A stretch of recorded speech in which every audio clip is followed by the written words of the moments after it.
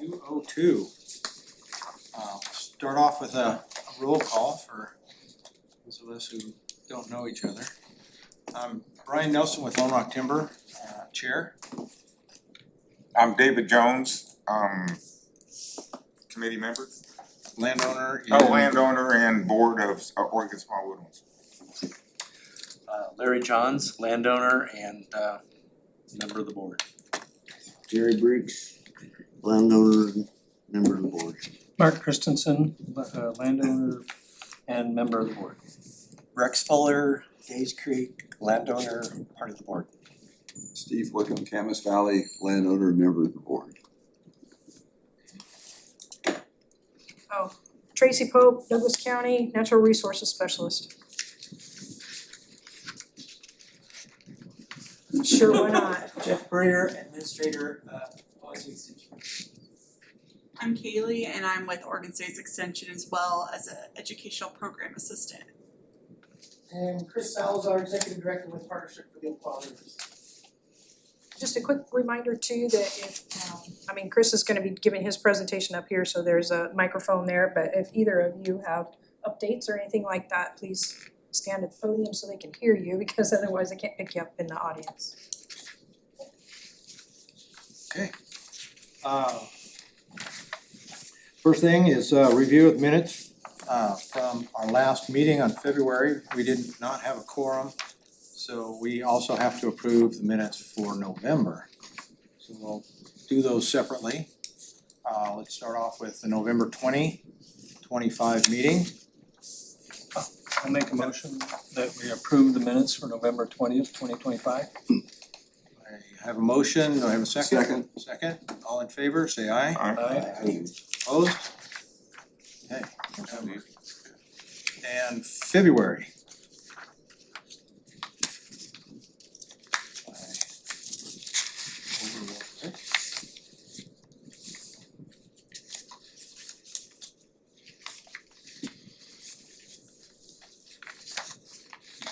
I'll make another motion to approve the minutes of the February 19th, 2026 meeting. Got a motion, I hear a second. Second. Okay, I have a motion and a second to approve the minutes from February 19th, all in favor? Aye. Opposed? Okay. Thank you for reading those over before the meeting. Okay. Next on the agenda is agency updates. We've got Carrie ODA said she couldn't make it today. She's out on a project in Josephine County. But she did mention that the distaff thistle project is gonna get started here in about 3 weeks. Things are out a little earlier than normal, so she wants to get going a little earlier. Those of you, I also have it's that time of year. This is a public document that Maggie sent out. If you are out and about and see, hand this out this way if you want. Out and about and see this predator, let Carrie or Maggie know and we can get it in the project and get it done, get it taken care of. Anybody else is interested? Okay, OSU Extension. Good job.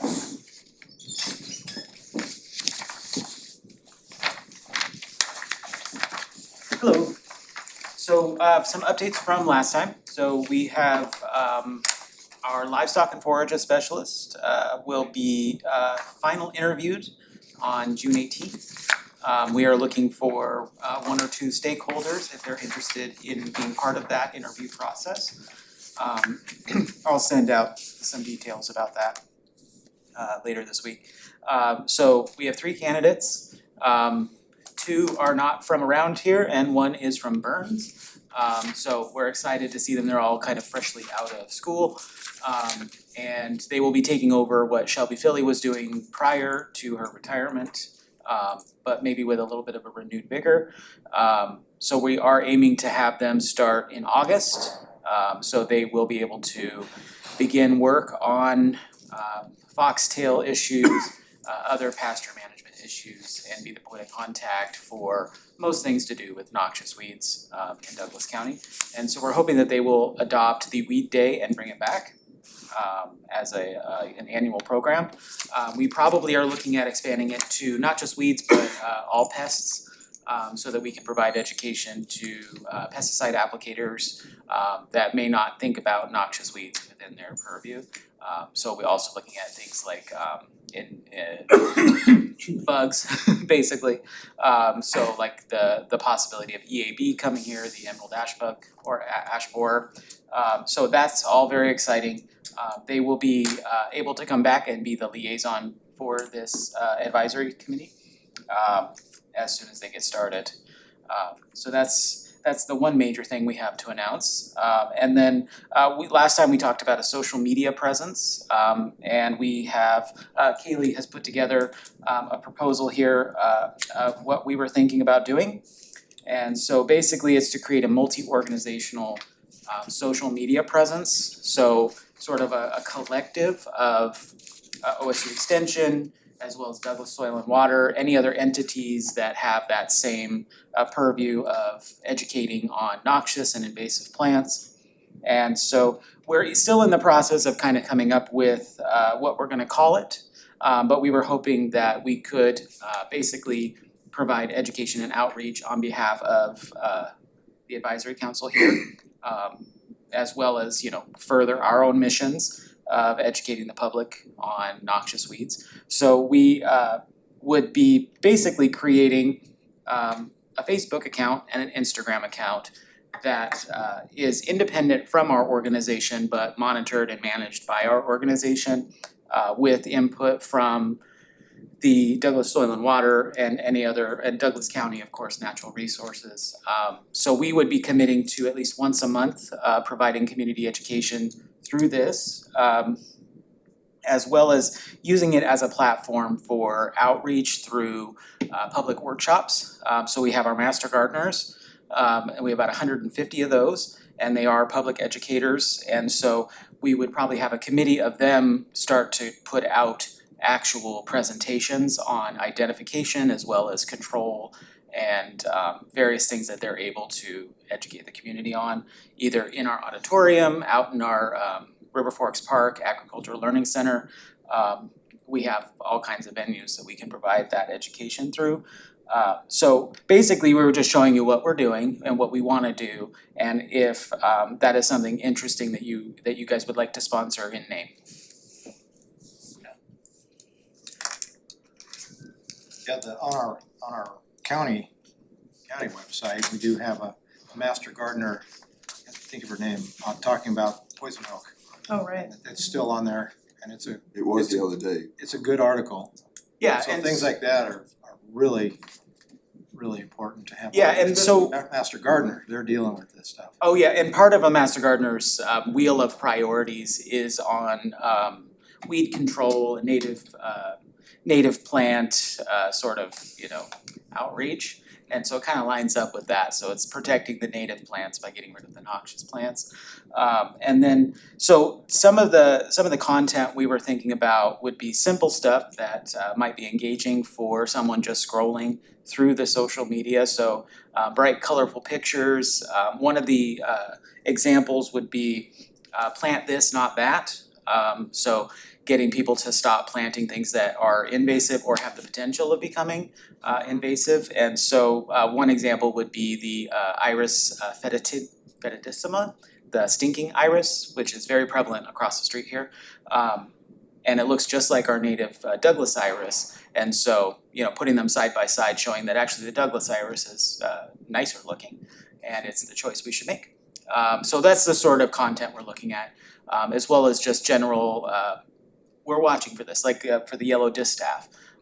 It would just be educating the public on what that is, engaging them through sliding through different parts of a post that would give various facts about the thistle or whatever species we were talking about. And then we would probably grow from there. If we got some buy-in from Douglas Soil and Water and Natural Resources, we could probably expand even more and have more content on a regular basis. Does that tie in anyway with the News Review, or what's left of it? Well, we are working on trying to make sure that we're maintaining a presence on the News Review through their e-edition. And noxious weeds should be a subject. We have done some stuff in the past, the Master Gardeners, as well as some of the agents have written various articles, and we have a full archive on the Douglas County Master Gardener website that we could pull from as well to republish. But yes, that would be something that we would think about, and it'd be nice to have it under this umbrella so that it's not necessarily just OSU Extension doing the work, or, you know, we're representing this as a kind of an independent entity.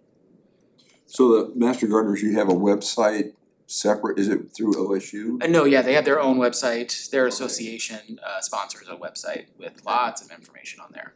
Didn't know that. It's douglascountymg.org. And there's a huge archive of about 10 years worth of weekly newspaper articles on there.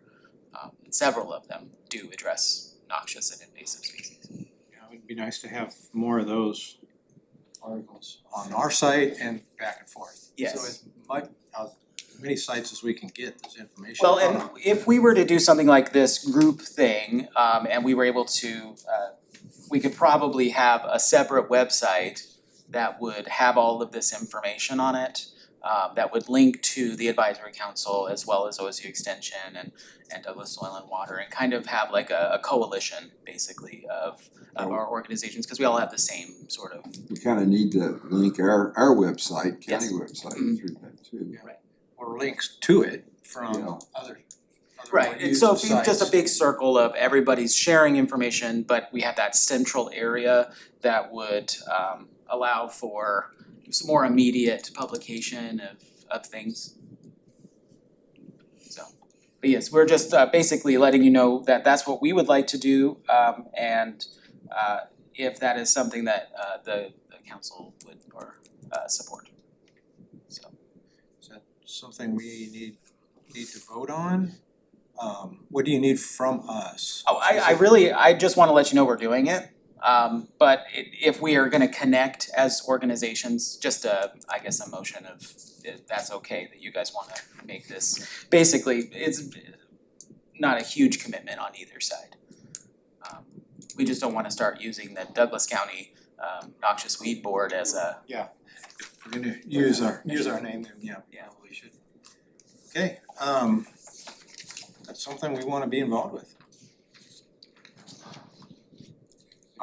I think it is. Do we need to discuss it more? That I'm not sure about. Let's make a motion and go for it. Okay, I make a motion that we get involved with that and try to get Allow more word out. Allow our name to be used in the Yeah, social media. right. Yes, exactly. That's what being involved means. That means, Okay, I was curious what. I'm not asking for and- money or anything like that, just the right to be able to work as partners. I have no objections to that.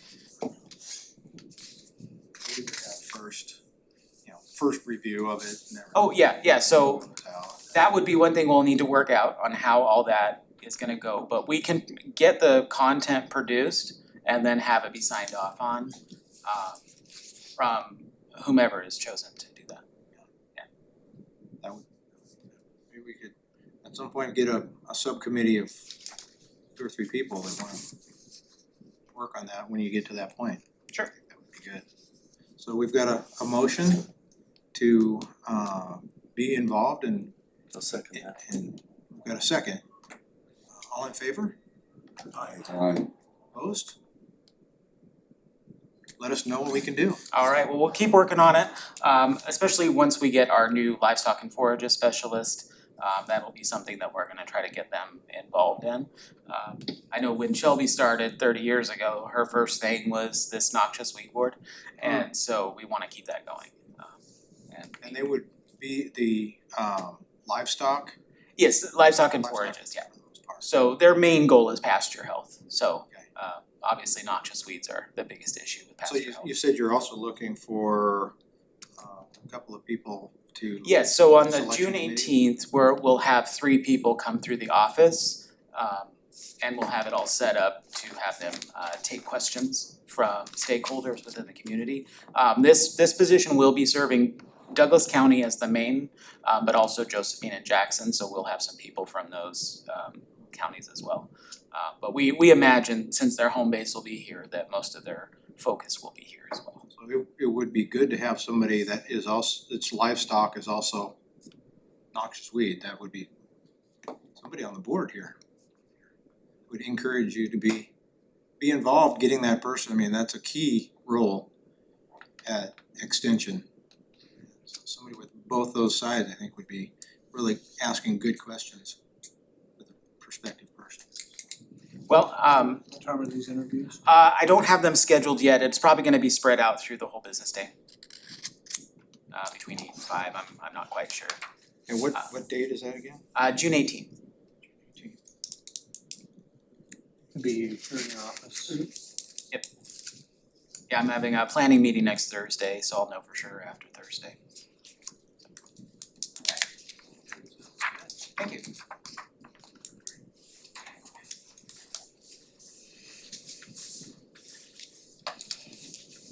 Provide one more brief agency update. Just wanted to mention Rhonda Black may be tuning in, but obviously not in the room, but I wanted to share that she had some good news on receiving some grant funding for Japanese knotweed control at the coast. I don't know details, but it's, good news.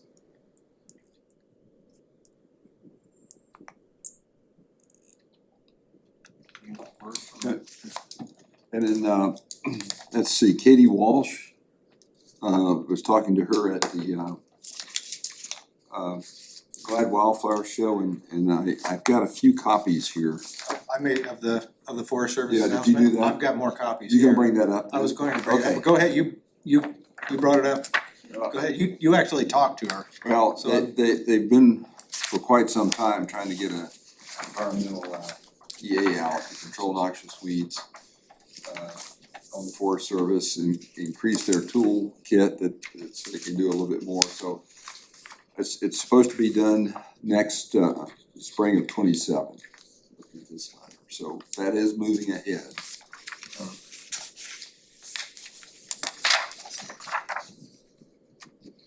That's good. They are including some new chemicals in there.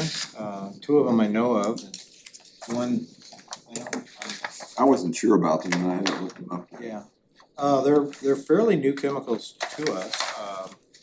Indesiflam and aminopyrrolid. Aminopyrrolid is a pre-emergent that works really well on Scotch broom and other noxious weeds. Indesiflam is also a pre-emergent that would keep brooms and other things. This clethodim, I don't know I'm what not that- familiar with that one. Okay, now that's, The different chemicals here. okay, that's. Aminopyrrolid, Yeah, I had used one years ago, but it sounded like that, but that's not it. and it sounds like this is in addition to the chemicals that they already have on their approved list, correct? Not sure, They didn't remove like glyphosate or triclopyr. I don't think so. Brian, I think that Clefidem, I ordered a couple for a guy up at Cottage Grove, it's some kind of grass killer around his Christmas trees. For forest tree replacement for some, What they just to give you a mentioned, heads is up. it did something to grass and kept the broadleaves. Yeah. Invasive grasses like cheatgrass or something like that, so. And I think that's what he was using and it's new to me too. Well, it's good to know. Thank you for bringing that to us. I appreciate Katie bringing it up and talking about it.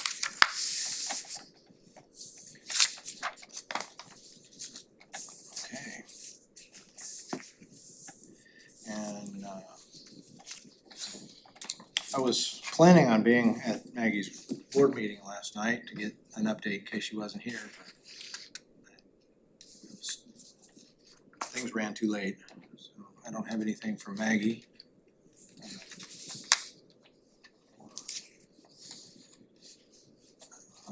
Ryan from BLM, anything? I was planning on being at the meeting last night, my letter system went. Yeah. Sorry, I had higher priorities.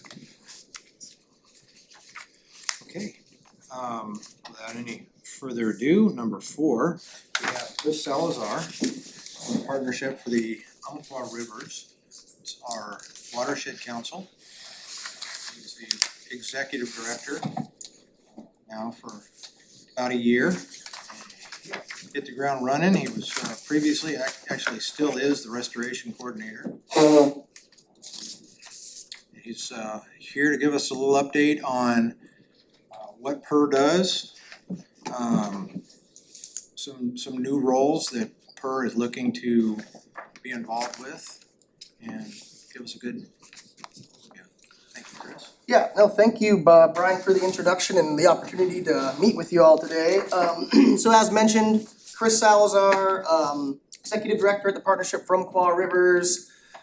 I grew up in Roseburg, went to UCC, transferred to OSU with fisheries and wildlife, bounced around a lot of seasonal jobs, then started working at a different watershed council in Lynn County, the Albany kind of area mostly, but Calapooya Watershed Council. And as Brian mentioned, started here at PER back in 2003, and then kind of moved into the executive director role about this time last year. So just kind of want to give you an overview of the partnership, kind of some changes we've kind of made in the last year or so. And since I have a captive audience, a weed that I have been fighting in the Willamette for about 5 years isn't an issue here, but I kind of wanted to bring it to folks' attention. Yet. Yes. Be on the look for it. Yeah, so basically, who is the Partnership for Umpqua Rivers, or short for PER? We are the local watershed council, which again is kind of a very Oregon thing where every river basin basically has a nonprofit that is set out to protect the watershed health, and it's often focused on fisheries. Sometimes there's more upland management, but basically we're grant funded. I write grants for a living to do projects. We work with public agencies, private landowners, the tribe, pretty much anybody who's willing to work with us. It's completely voluntary, just meaning that, yeah, folks basically reach out to us or we reach out to them if they're in some sort of high priority area, and we plan projects together. And then I go out and do the fundraising to try to get the funding to do the project, and then we carry it out over, sometimes 3 to 7 years depending on what we're doing.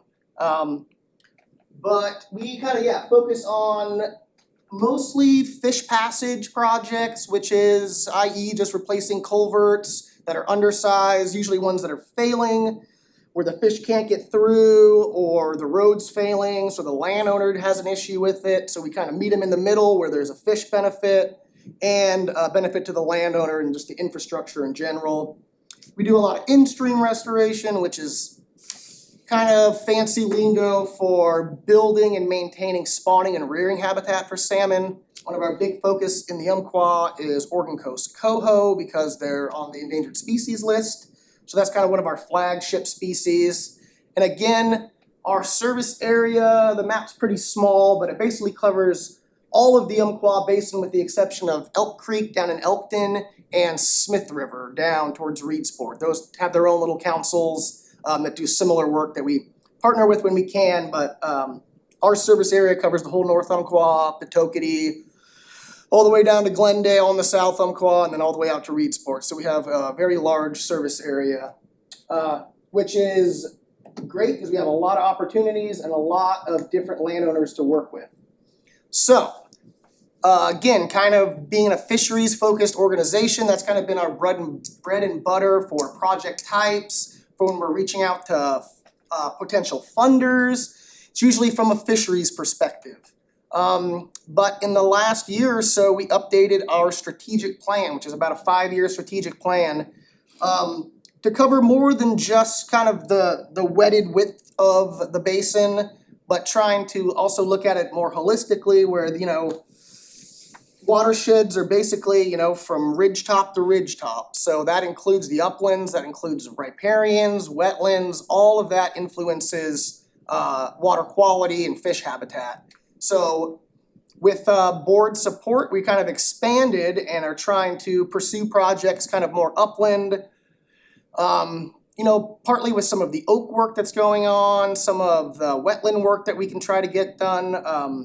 The wetlands projects I'm particularly interested in because especially in the South Umpqua where drought is continually an issue. Obviously this year is gonna be a tough one, but these wetlands are really kind of little sponges that just hold the water in place for longer and don't allow it to just run off the landscape and out to Reedsport. It sticks around a little bit longer. But really the idea is that we are kind of broadening what our scope of work is, the projects that we're interested in doing. And when we talk about upland or wetland or riparian work, that all starts with weed control. So a lot of what, we do is a lot of site prep where we're basically clearing noxious weeds and basically creating a nice landscape that we can plant into. Primarily, a lot of riparian projects are about 20 to 30% trees, 70 to 80% shrubs. So we plant a lot of different species, not just conifers and some of the hardwoods that kind of people think about as riparians, but a lot of the shrubs and stuff, willows, things that kind of hold the stream banks together. So why riparian areas? It looks like my slide got a little squished, but essentially, riparian areas are just high disturbance areas. They're getting turned over with floods. They're also a great, or not a great, but an unfortunate vector for noxious weeds. Even if it's not an aquatic species, things can be spread through water bodies to downstream areas, especially during floods. I've seen a lot of areas where pastures will flood, it'll capture seed, it'll wash it down into a different pasture and just kind of expand things. So often riparian areas can be kind of a good starting point for controlling some of these species. And again, the idea that, healthy riparian systems where there's intact species, where it's not just knotweed, blackberry, and reed canary grass, they're better resist the introduction of invasives. I've spent a lot of time spraying and hand pulling. There's a lot of species that shading them out with tall trees is the best method for reducing their population. So kind of protecting those riparian zones and keeping them intact is a great way to kind of reduce the spread or the start of these little populations that then can spread all over. So there's just some photos there. Basically, there's one out in Newton Creek where we had a landowner that's reaching out, and this is a pretty common sight throughout Western Oregon and the Umpqua is just blackberries flanking the creeks. They don't produce much for habitat. They don't really protect the stream. They're pretty shallow rooted, so often you'll get these floods where basically the whole bank just calves off with maybe 3 foot, 4 foot of blackberry roots, but they're really not holding anything together. And they're also kind of one of my favorite invasives because, well, they don't have any sort of sexual reproduction. So they're basically all just clones of each other. So triclopyr works nearly every time. And within about 2 years, we can knock them down. I kind of think of them as more of like a placeholder than the challenge that, Japanese knotweed would be, or reed canary grass, or some of these other species where you basically have to excavate them to get rid of them. Blackberry is pretty easily controlled with herbicide within about a 2-year period. So that's kind of one that we look at as kind of a low-hanging fruit as far as restoring trees and shade to some of these streams. And likely why I was asked to come talk to you all is kind of, again, we're expanding kind of into these upland areas where weed control is a big component of restoring and maintaining all sorts of upland, including pasture, forest land, these wetlands and riparians, just, the whole focus of that is vegetation control. My previous position up in Linn County was primarily doing wetland, floodplain, and riparian projects. again, 2 years of site prep and maybe 5 years of interplanting and weed control is kind of a typical timeline for work. But they're high risk areas for introductions. They have a pretty easy funding avenue for a lot of that because riparian areas have that direct connection to fish that I can help with grant writing. In my former position, I got several state weed board grants for one of the species I'm gonna mention next, Ledwiggia, but also for knotweed. We did some for reed canary grass in the floodplain in the Willamette, so it's part of the work that I'm trying to bring from my previous position into the Umpqua, because it wasn't really the focus too much in the past. But again, we're out there in these areas on private property, on public property, anywhere that we can get a project plan that we think is gonna make a difference. So we're boots on the ground that can help with identification, or just early detection and the rapid response kind of approach to things. And as far as like speaking with so many landowners and partners, helping to educate folks. I think that seems like a big part of what you all do is trying to get the word out. So I think that's something that we could definitely help out with. And again, just kind of gathering, monitoring data. I've been trying to create basically these Google forms within our own staff. So when we see something out in the field, especially if it's sort of novel, the upstream extent of knotweed or a new population somewhere, to just kind of report that back to me so that I can throw them on a map and kind of at least have that in my mind when I'm planning projects, if there are issues upstream or immediately downstream, to kind of factor those in when we're planning. But one of the other reasons was a lot of the work that I did was with Ledwiggia, there's Hexapetella, Peploides, and one other, there's 3 invasives and 1 native. So this doesn't include the Palustris, the marsh seed box, although they're pretty easy to tell the difference. But the Willamette is any backwater, slow-moving kind of frogwater habitat is getting choked with this stuff. And it was likely introduced by aquariums when people were just releasing fish into the river. That started in Eugene, and now it is all the way down through Salem and Portland. So this stuff moves quick. It's similar to knotweed, where a small piece of stem can drift downstream, snag itself on a gravel bar, and start a whole new population. Now, there are control methods, which I'll mention here in a minute, but again, this was kind of one that I spent a lot of time working on in the past, and when I came back to the Umpqua, there just wasn't much mention of it. There is a lot of work north of us that is mostly the issue, but I don't think there's really anything in the Umpqua that would prevent it from establishing here as well. So it's definitely one that I would like to just kind of throw out there as something to keep an eye on. As of right now, ODA claims that it's not quite down here, but you can see on the map, it is all over Lynn and Benton. It is basically started in Lane County, but we're just right over the hill.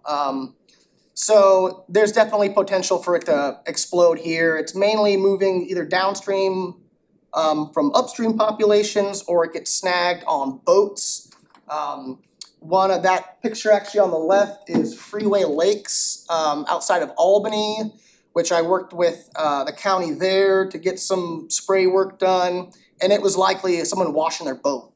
And it started off as this little tiny matting in the corner, and within 3 years it took over all 3 lakes. And really it was more of a recreation standpoint. That lake was man-made. It was an aggregate excavation site that they just created a recreation site for. So there wasn't really any salmon or trout in there. But because the possibility of having that spread throughout the Willamette or the upstream areas, it was something that the state weed board was willing to fund. And I guess if and when we're out there looking for this, there is a native that's somewhat similar, but it has opposite leaves. All the 3 invasives all have alternate leaves and these big showy yellow flowers. that there's not a whole lot out there that looks that similar. And again, they're mostly in a threat for water bodies, and lakes, ponds, streams, mostly the slack water areas. Fortunately, I don't think it's gonna take over the North Umpqua, but particularly the downstream of river forks. So many of you might be familiar with iNaturalist, kind of one of those little fancy apps now where you can identify plants and animals. It has the benefit of actually being vetted by experts. It's not just a computer that tells you, oh, this is the right plant, even though that plant only grows in Africa and people, make some assumptions. So this is actually one that gives species identification some actual validation. So kind of hard to see there, but basically the public or the community has reported this at about 9 sites, starting at River Forks Park, going downstream. Mostly just kind of in gravel bars or in little backwater sloughs. But it is out there. Go ahead, yeah. You're talking about Seek. iNaturalist, very similar, yeah. I thought it was all the same thing. I think they're somehow partnered, but this was like the old school version that I've been using for like Okay, 10 cause years the now. reason I'm asking, I'm looking at those the red dots, I'm assuming that's where this primrose has been observed. Yep. Okay, I was just using it the other day and it was right here. And it was showing something that wasn't native to around here and it was showing the range, but I was getting a couple little green squares like here and there, it's like, so was that the locations? And I guess the question I'm trying to work up to is if I take a picture on the iNaturalist with the Seek, does it put that into a database or does somebody have to tell you about this? There are like projects you can create within this plant identification app where folks have in the past, often it's folks that wanna know what kind of bees or butterflies are in the area, but it could definitely be used for noxious weeds. So we could create some sort of project within it that when anybody out in the community happens to identify that, they link it to this project and then it brings it into the broader map.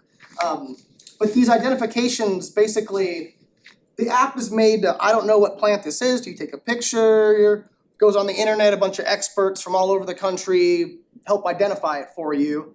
You can also use it backwards where you put the plant, I know what plant I'm looking for, and then it pulls up the map of all the known locations of it. One of the ways they can help, which you might be referring to, is that when you put one in, it'll bring up a map of known observations, so it can help give you an idea if you're way out of it, that it's likely not the case. Just took that the other day, never seen anything like it, I never heard of it. Mm-hmm. It looked like gigantic snapdragons, but, and so I tried to do this range map and, it wasn't showing anything. Mm-hmm. And let's see. If you pan way out to where you can see like the whole state of Oregon, does it show you other points somewhere else? It might have been a different one, but it was showing a couple little bitty, and I thought I guess what I'm wondering is, if somebody uses this, does it automatically update it Yeah, to where and somebody it's- else could find it? Okay. Exactly, yes. No, and often it'll put a point on the map and then give you kind of like a heat map of other documented sightings of that species, so that if you know, like, you're looking up some moth you found on your porch, well, it's probably not the one you thought it was, because those are only on the East Coast. And you just see the East Coast lit up on the map rather than the West Coast, so it could kind of help you narrow down at least to genus or something like that. But I guess really at the end of the day, I was just wanting to kind of bring this to folks' attention. There is funding out there for this type of work, so that'd be something that I'd be happy to help with. This is probably, when it comes to outreach, it's gonna be mostly, I think fishing guides, boaters, just kind of the community out on the water, because it's not something you're gonna kind of see in a ditch necessarily. It's kind of in these backwater areas, maybe on some landowner's property that doesn't even go down to the creek that often. So I think it would be something that we would do through some sort of boating outreach or bass fishing, because it's something that blooms in August, July, so it's not something we'd really notice during winter steelhead or anything like that. In the past, our grants would be to go out and spray during, July, August, and then do a boating downstream to see if we can document any other populations, boat upstream to see if we can if we're actually starting at the top.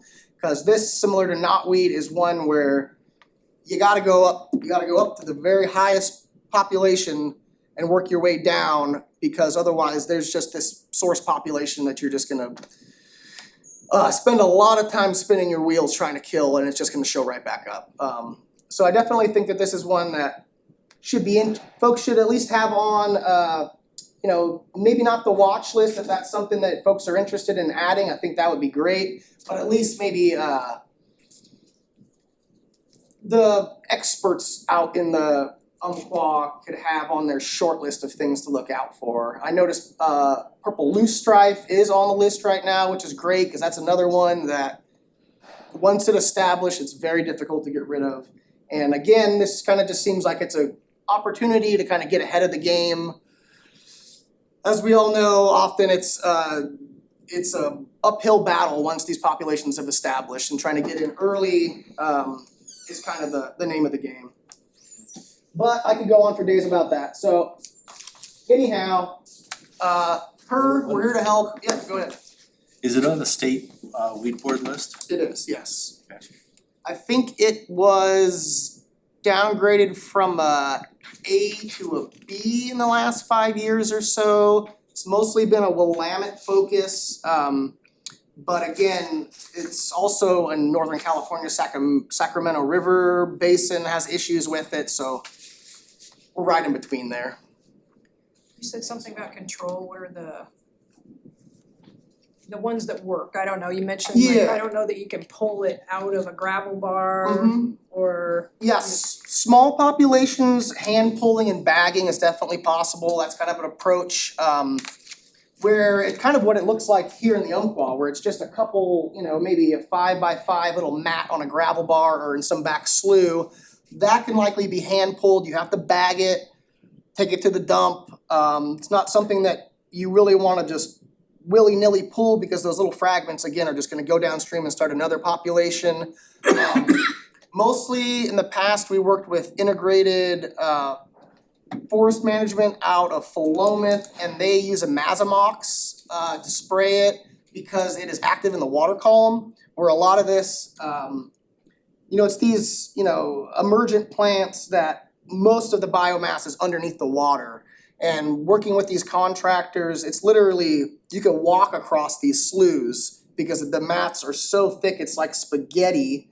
And they would walk across it, but then they'd end up punching through, so we ended up giving them floaties basically, so when they punched through, at least they didn't go under. But it was a battle, and again, I guess that's just my warning. But yeah, there is some treatment methods. It's probably a 3 to 4 year treatment window to realistically eradicate it. But a Mazamox is what we've been using in the past. I think it's Clearcast is the common name for it. Any other questions? Do you send folks out to check those? I haven't yet, no. And again, I think it's gonna be more of a boating expedition. We could go out to River Forks, and I'm gonna try to see if I can stand in the spot in which it was documented. Some of those downstream ones are all on private property, so we probably have to get a canoe or a boat out there. So yeah, that would be, that's exactly what Jeff was talking about. That would be key to this, is get this out to as many, guide organizations, boating organizations, many organizations we can find, get it on watch list. Also, yeah, it's not on our watch list here, so that would be something to I think ODF, update our list. ODF and W could get that to the guides. The guides are always talking to one another when they're out there. So. No, it seems like that would be a great outreach, because again, I mean, it's, from a fisheries perspective, my job is to help support salmon recovery, but this is something that could affect all kinds of folks. I mean, in Florida, they're having to spend millions of dollars spraying this stuff out because it's just clogging every ditch, irrigation canal, recreational area. You know, it's a tropical plant, so I'm sure it does much better in an area like that, but with you know, warming weather patterns and things like that, I don't see that it's something that couldn't become an issue here. So I did print off, I can't take any credit for it, I took it from ODA, but one of their little pamphlets, so this has some info on that. Apologies for not bringing out more, but quick Google search, you could pull up the same document, but essentially, you know, a lot of those scare tactics with these weeds, but this is one that I agree should be on our short list for keeping an eye out. And if we do see it, and looking for, since you said that it is on the state weed list and it did get downlisted to. Yeah, I think partly in the Willamette, just because the infestation is so widespread that they're not really willing to invest money unless, again, you kind of start from the upstream and work yourself downstream. They don't wanna spend $100,000 to spray someone's backyard. Something that we could help here is if we find it and a Maggie or you or combination is going for a grant, we could actually upgrade that to our highest priority in Douglas County. This is a form that's filled out, we vote on it. This is included in your grant. Okay. It says that Douglas County puts this as a high priority. That would be great, yeah. And I really appreciate that there actually is a county level list, because yeah, sometimes things that have run amok and are kind of a lost cause in other parts of the state, it's not necessarily the case here in the Umpqua, or we just have unique issues as well, so yeah, that would be great. And we can talk more if there's more questions There's other things or. like Hawthorne and other things that are Yes. county specific that the state doesn't really seem to worry about. Mhm. Alright. Chris, can I have a couple minutes after the meeting with you? Absolutely. Okay. Alright, well, thank you all for your time. Chris? So that's a good lead into updates for our county weed and watch list.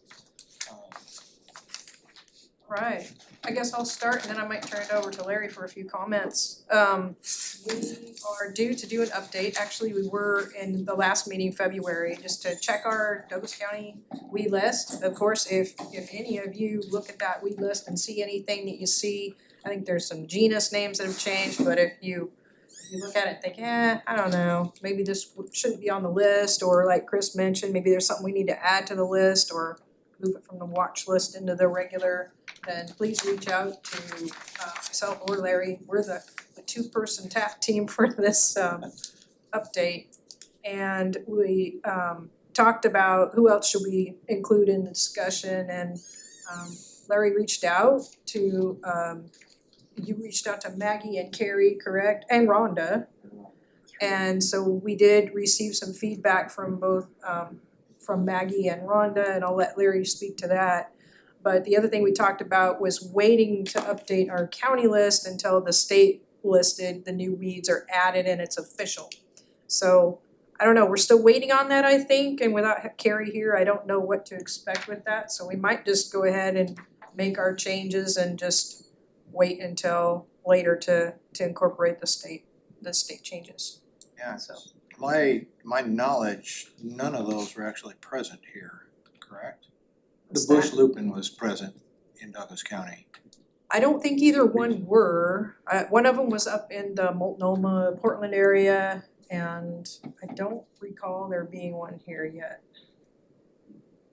And that's kind of the thing, and that's when you were talking about this Lawidia, you know, they might look at it a little bit different, because even though it's not an isolated population in Willamette, if it is here, they may look at that as a priority or a CWMA type of projects.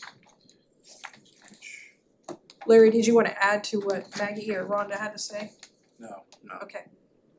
But we are looking at people that are out in the field, like yourself, adding input into that list. Now the state list kind of the umbrella over the top of things. We need to make it accurate for Douglas County. So that was very good input. Yeah, we'd be happy to help. Okay,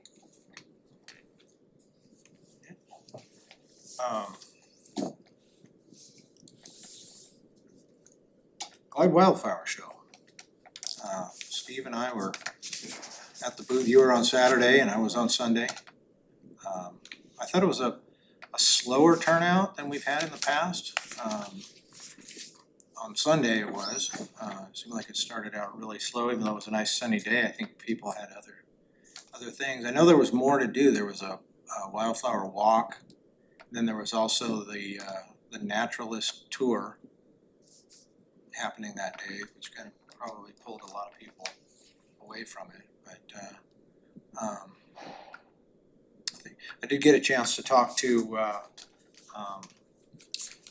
Chrissy Morgan Anderson now, and talk to her about what's going on with the weed board and other things, and talk to her about possibly getting our PIT certification. She was key at getting that PIT certification program going and kind of spelled out the protocol. So I asked her to maybe give me more information on that, because it's coming up again and a possibility here, and I think that's would be key. I talked to our engineer as well as our SFI person at Lone Rock, and not that we would get any extra money from selling rock, but it would be another one of those things within our portfolio that would show that we are watching out for these things. So I think it's something we should support and move forward with.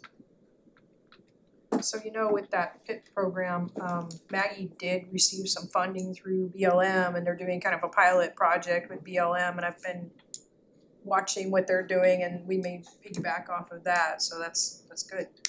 Yeah, I see it's getting going, so that's a good thing. Yeah, when I was working with our SFI program, we used that when we had our audits. We could show, hey, this is something we do, and I got one of our rock pit operators to spray their pit. They hadn't done that before, but that helped them, and they could do more with the Forest Service. They sold rock to the Forest Service. So yeah, it was a positive thing. Well, there was years ago, and I can't remember what agency it was through, verification of weed-free pits.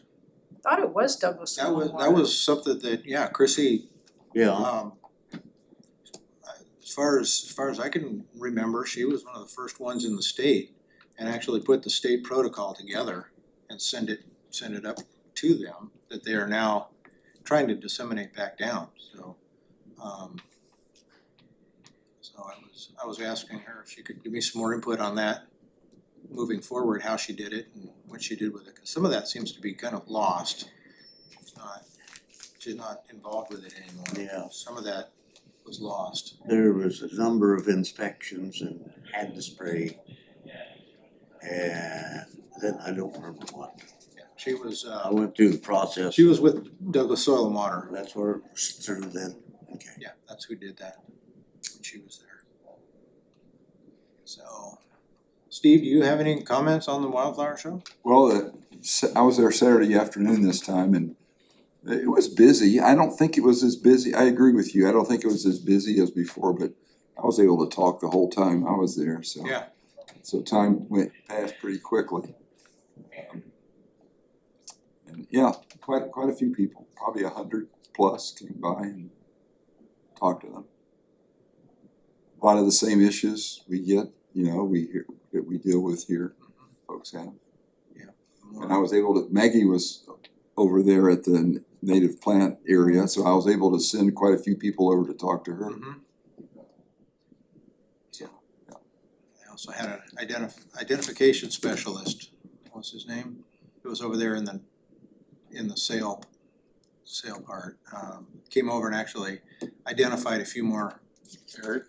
Was it? No, he was with Eric over in that booth, but he came over and tried to identify the wild rose that we had in the booth. Right, I wasn't sure which one that was. I don't know, and they said that you have to actually identify the glands underneath the leaf to specifically identify, but that it wasn't invasive because of the toenail, the dog toenail kind of burr, not burr, but thorn on it. And most natives aren't that hooked and pointy. I got something out of it. That was pretty good. We got a lot of native, a lot of invasive rose species out there, so. I'm surprised we haven't heard more from the ranching community, because I know in my area, there are roses growing in a few fields. It's a problem for them, I think. It's tough to kill. You know, when it comes to haying season. Yeah. I lived in Indiana, we had multiflora rose, which was a big problem there with the agricultural people. It wasn't Yeah, it was invasive. It was definitely Eric, with Uncle Oaks, was there paying close attention, and we talked about that. It's like, yeah, that's something that in his evaluation could be included, identifying the different things within these oak, 'cause that's right where they're at, these oak habitats. So the closer we can work with them on identification, the closer we can get to eradicating some things. Okay. Anybody have any new business to cover, either this meeting or put on the agenda for next meeting? Suggestions on something we should cover? Guest speakers, something like that, any new business? For next time, I believe Carrie and Gorse Action Network may speak with Yeah, us, we were so gonna reach out to, they're busy, this is their busy season right now. this fall, that's kind of what we can expect.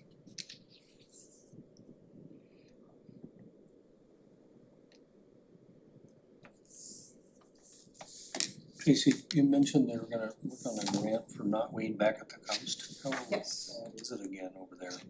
I really don't know details, she just in a really quick email said that she received some funding to do some of that work. I know Rhonda stays busy with project after project. Yeah. They do a lot of the restoration, wetland restoration you're talking about, and tide gates and things like that over there too. Mhm.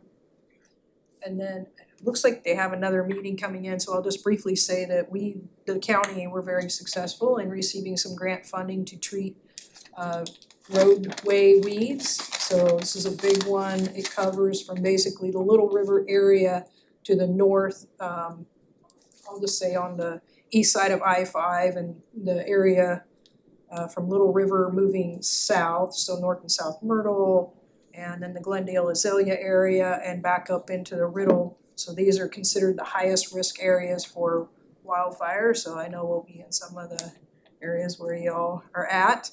And this is to do some right-of-way ladder fuels reduction and noxious weed treatment in those county roads. So I've been really busy, we're trying to gear up to begin that project, and it's 117 miles of county roads.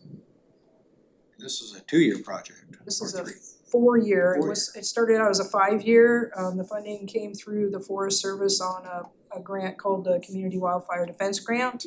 And you may recall last year we had, it was last year or the year before, I don't remember now, Steve, when we had Douglas Electric come in, this is the same Right, grant year funding before, I think, source. yeah. So there's money and time for maintenance and monitoring. Not They- just a there's- one-time and There done will be kind of thing. monitoring, because that's part of my role, is to go Yeah. out there and survey everything and monitor for, to make sure that everything's getting done. Or we'll have contracted services, plus some of our Douglas County crew out there doing that work. And 117 miles is a lot for me to Yeah. survey and monitor. But that's good that Great for they the allow you community. to stay on it as not just a one-time thing and then. No, there's follow-up treatment involved, so we have our initial cut and then we have some spot spray herbicide. We're not doing broadcast as part of this, so it's really controlled. And there's hazard tree removal, hazard limb removal, make sure we have that overhead clearance height and to get that line of sight. And for me personally too, just there are people who drive way too fast on those back roads, as I'm sure you know, and it's hard to see around the corner. And yesterday when I went out and I see these school bus turnarounds and things like that, and as a mom, as a grandma, you know, I think about those things, I want people to be safe, so that's another goal with this project. Just having clear line of sight and access and egress for our emergency services. They just did it out my way. It's amazing the visibility The That's difference, changed. right? it is. Yeah, it was getting bad. Yeah, we have a lot of other areas that are not covered, but another piece of this is equipment, some roadside mowing equipment, and we were really excited to be able to receive that as part of the program. It's really unusual to get equipment. Alright, well, with that, thank you everybody for being here. I'll make a motion to adjourn. Motion to adjourn. Next meeting, Oh, and the date of our next meeting. oh, I don't need to know right now. Well, it'd be good for the minutes Okay. when they come out. It's August.